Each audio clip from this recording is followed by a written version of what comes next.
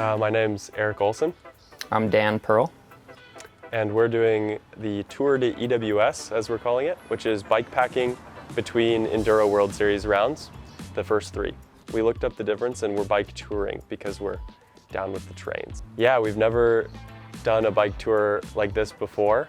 We've each done like overnight bike packing locally, much smaller tours and things like that. Well, you'll speak for yourself there, because I've done one bike packing trip the weekend prior to our departure, and that was my first experience with bike packing. So we're total novices. I came up with the idea after I rode my mountain bike to a downhill race in Port Angeles, which is about 140 miles from my home in Bellingham. And that kind of got me thinking about other races that I could ride to. And then I qualified for the EWS for the first time, and I thought, hey, why not just do that? And kind of jokingly started to talk about the idea, and then at some point, if you tell enough people, it becomes real. We've essentially had a flight to Europe, to the UK, a flight out of Venice, Italy, and then the 3 races that Eric's racing, and that has been the backbone of this whole thing. Beyond that, it's essentially been unscripted. The idea is really born from wanting to show that bicycles are transportation for people all over the world, and that our expensive mountain bikes can also be used as transportation, and then showing that that's like a less expensive, more environmentally conscious way of enjoying mountain bike racing, which is a ton of fun. World Bicycle Relief is a charity that donates bicycles to people who could really use them for transportation, and I think that's amazing. And so I've set up a little fundraiser that if people are interested in the trip or inspired by the trip, they might be able to donate to World Bicycle Relief.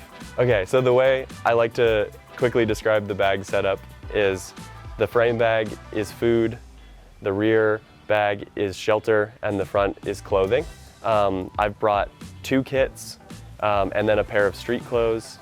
And then for shelter, we have a bivy sack, sleeping bag, and a sleeping pad.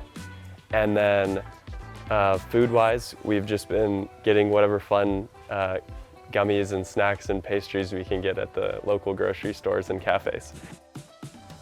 My biggest challenge was self-imposed. I wanted to be completely self-sufficient, and so I decided to carry an entire extra set of wheels with my race tires on my back.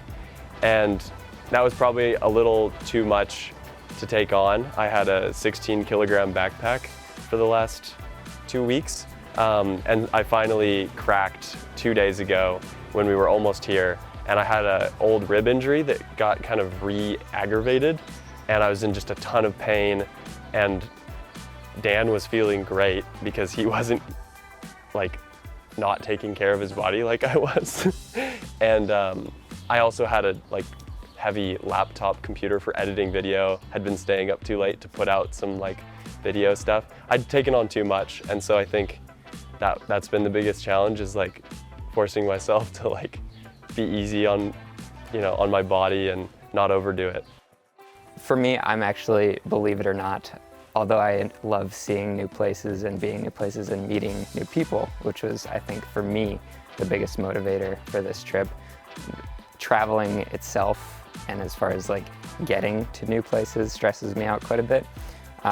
So between arriving at the airport in Seattle and having our flight canceled unknowingly, to some of the train stops where we've been unsure of whether we can get a bike onto the train and stuff like that, navigating larger cities by bike, that I've found to be somewhat stressful. But I think all in all, I've kind of found a bit of a groove, a flow, and yeah, like Eric said, we've been playing it fast and loose, and I've come to peace with that, and it's been quite good. Racing with all this travel, I think, is not dramatically different than if you don't bike tour. I think my legs might be a little more sore today, but they'll recover. That's why I'm taking the rest day. And if anything, I've gained a lot of fitness over the course of the trip, and I think everyone is dealing with the same travel stress. If anything, we've had a more enjoyable travel experience because we've been seeing beautiful countryside, we've been riding our bikes, We haven't had to drive. It's not as dramatic of a difference as you'd expect. I think it's a totally viable way to travel between these races if you're serious about racing. I'm maybe not the most serious racer in the world compared to Enduro World Series top pros. This is my first time doing the Enduro World Series as a pro, and I knew that it would be a learning experience anyway, so that's part of the reason I thought it would be great to do this trip with no expectations on the racing. But I honestly do think you can perform at a high level doing something like this at a race like the Enduro World Series. Will I do it all again? I think over the course of the trip, I've flipped on that idea multiple times. Probably every day I go, oh, this is the coolest thing ever. I want to do this every year. And then sometimes at the lowest points, I'm like, sweet, I did it. This is the only time I'm ever gonna do this. It's fun, but never again kind of thing. I don't know. It'll be interesting to see how I feel a month after returning to the US. But at the moment, on this rest day, I'm having a great time, and I think I'd love to do more self-supported tours between bike races.